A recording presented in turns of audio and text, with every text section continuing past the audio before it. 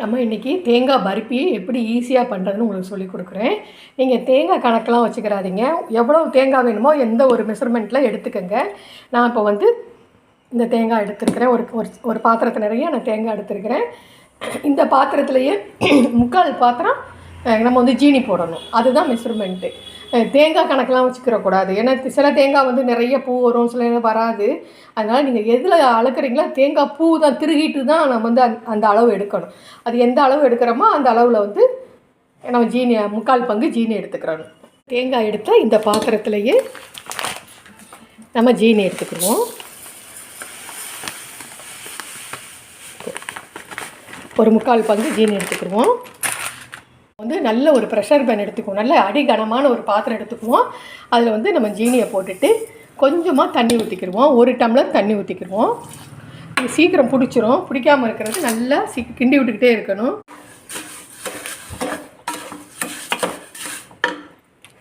இது ஜீனி வந்து கரைஞ்சிரும்.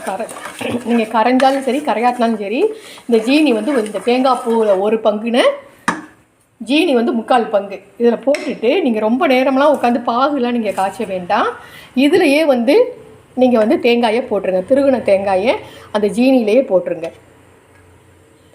இது வந்து ரொம்ப டேஸ்ட்டாக இருக்கும். ஒரு வித்தியாசம் இல்லாமல் ரொம்ப நல்லாயிருக்கும். இந்த தேங்காயும் இதுவும் நல்லா ஒன்றா வெந்துக்கிறோம். நல்லா கிண்டி விட்டுக்கிறோம். அடுப்பு வந்து ரொம்ப சிம்மில் வச்சுக்கோங்க. இல்லாட்டினா கருகுச்சுன்னா கலர் வந்து மாறிடும்.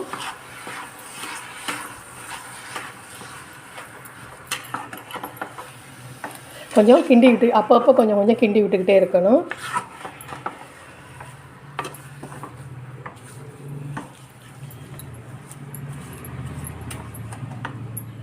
எப்பயுமே எந்த ஸ்வீட் பண்ணாலும் கொஞ்சோண்டு உப்பு போட்டுக்கோங்க. அப்போ தான் ரொம்ப நல்லாயிருக்கும். பாருங்கள், ஜீனியும் தேங்காய் எல்லாம் வந்து ஒன்றா கொதிக்க ஆரம்பிச்சிருச்சு. இது நல்லா கொதித்து சுருண்டு வரும் பாருங்கள். அப்போ எடுத்தால் போதும். இதுக்கு நெய்யோ வேறு எதுவுமே நம்ம சேர்க்க வேண்டியதில்லை. பிடிக்காமல் மட்டும் நம்ம கிண்டிக்கிட்டே இருந்தால் நம்ம போதும். அதுக்கு வந்து அடிகனமான ஒரு பாத்திரமாக இருக்கணும். அப்போ தான் சீக்கிரம் வந்து நம்மளுக்கு கிண்டிக்கிட்டே அகலமாகவும் இருக்கணும், அடிகனமாகவும் இருக்கணும். அப்போ தான் கிண்டுறதுக்கும் ஈஸியாக இருக்கும். பிடிக்காது, கனமாக இருந்தால் பிடிக்காது. பயம் இல்லாமல் கிண்டலாம். லேசான பாத்திரமா டக்குன்னு பிடிச்சிரும். பாருங்கள், இப்போ தான் ஜீனி தேங்காய் எல்லாம் வந்து ஒன்றா சேர்ந்துருக்கு. எல்லாம் ஒன்றா கலக்கியிருக்கோம். நல்லா இது சுருண்டு வரட்டும். அது வந்து நல்லா கொதிக்கட்டும். இந்த மெத்தட் வந்து ரொம்ப ஈஸியானது. சீக்கிரம் யார் வேணாலும் செஞ்சிடலாம். இந்த இதை நல்லா கொதித்து அப்படியே ஒரு பூ மாதிரி அப்படி நுரைச்சிக்கிட்டு வரும். அப்போ வேணால் கொஞ்சம் உங்களுக்கு நெய் ஊற்றிக்கிறலாம். அந்த பிளேட்டில் நெய் தடவி நம்ம கரெக்டாக நம்ம வச்சுக்கிறணும். நல்லா கொதிக்கிட்டு பாருங்கள். நம்ம கிண்டி விட்டுக்கிட்டே இருக்கணும். கை விடாமல் கொஞ்சம் கிண்டிக்கிட்டே இருக்கணும். பிடிச்சிடாமல் பார்த்துக்கிறணும். ட்ரே எடுத்துகிட்டு அதில் எல்லா பக்கமும் நெய் வந்து தடவிக்கிடுவோம். தடவி ரெடியாக வச்சுக்கிடுவோம். எப்படி நல்லா வச்சு வந்துருச்சுன்னு. இது முடிய நம்ம நெய்யும் எதுவுமே நம்ம ஊற்றலை. இந்த ஸ்டேஜில் ரொம்ப சீக்கிரம் நல்லா விடாமல் கிண்டணும். இதுதான் வந்து பாகு எல்லாம் கரெக்டாக வந்துடுச்சு.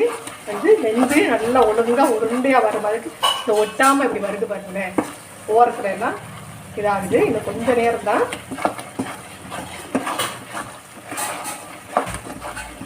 நல்லா சுண்டு வந்துடும் அப்படியே. இப்போ வேணும்னா நீங்கள் நெய் ஊற்றிக்கிறலாம். ஆனால் நான் நெய் எதுவுமே நான் ஊற்ற மாட்டேன்.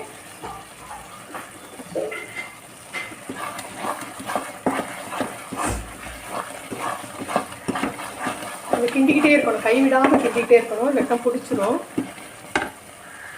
பாருங்கள், நல்லா உருண்டு வருது பாருங்கள். தண்ணி எல்லாம் வற்றி நல்லா உருண்டு வந்துடுச்சு. உங்களுக்கு நல்லா தெரியும். இந்த பாருங்க, இந்த ஓரம் ஃபுல்லாகவே வந்து இந்த ஜீனி வந்து கல் மாதிரி ஆயிடும் ஒட்டி. அந்த ஸ்டேஜ்லேயே நமக்கு தெரிஞ்சிடும் சரி போதும் அப்படின்னு சொல்லி. பாருங்கள், ஒரு மாதிரி பூ மாதிரி நல்லா அப்படியே நுரைச்சிக்கிட்டு வந்துடும் பாருங்கள். இந்த ஸ்டேஜ் அவ்வளோதான். இதை இறக்கி நம்ம வந்து இதில் போட்டிங்கன்னா உங்களுக்கு தேவைன்னா இந்த ஸ்டேஜில் வந்து நீங்கள் நெய் ஊற்றிக்கிறலாம். பாருங்கள், இப்படி உருண்டு வருதா. இன்னும் கொஞ்சம் நேரம் இருக்கும்.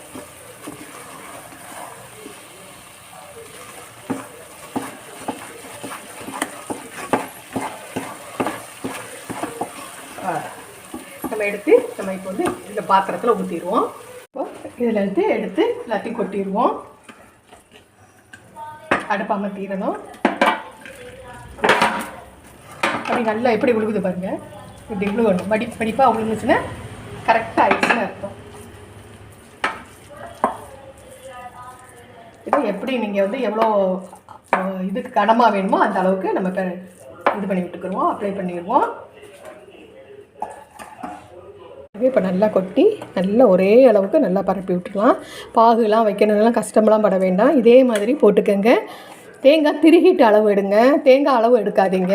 இது வந்து நான் இப்போ போட்டுக்கிறது 3 தேங்காய். இது நல்லா கொஞ்சம் நேரம் சூடு ஆறட்டும். கொஞ்சம் வெதுன்னு இருக்கும் போதே நம்ம வந்து கட் பண்ணிடணும், இல்லாட்டினா ரொம்ப கெட்டி ஆயிரும். கொஞ்சம் லேசாக ஆறட்டும். இப்போ பாருங்கள், நம்ம வந்து நல்லா ஆறிடுச்சு. அதாவது அதை ரொம்ப ஆறிடக்கூடாது. கொஞ்சம் கட் பண்ணுற அளவு கத்தி போகிற அளவுக்கு நம்ம வந்து இது பண்ணியிருக்கும் போது நம்ம எல்லாமே கட் பண்ணி வச்சிடணும். இல்லாட்டினா கல் மாதிரி ஆயிடுச்சுன்னா அப்படி உடஞ்சிரும், பாறை மாதிரி இறுகிரும். கொஞ்சம் நல்லா இருக்கும் போதே இப்போயுமே சுடுது.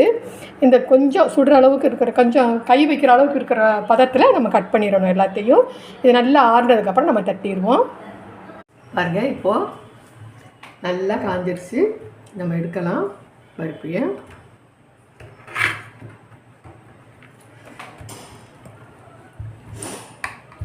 ஒன்று வந்து நம்ம வேகமாக எடுத்துக்கணும். பாருங்கள், நல்லா ஒயிட்டாக நல்லா எப்படி இருக்கு பாருங்கள்.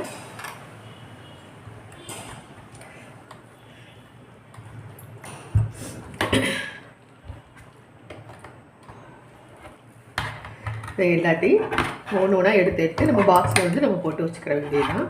லேசாக குத்தி விட்டு நம்ம தூக்கி விடணும். ரொம்ப நல்லா நைஸாக வந்துடும்.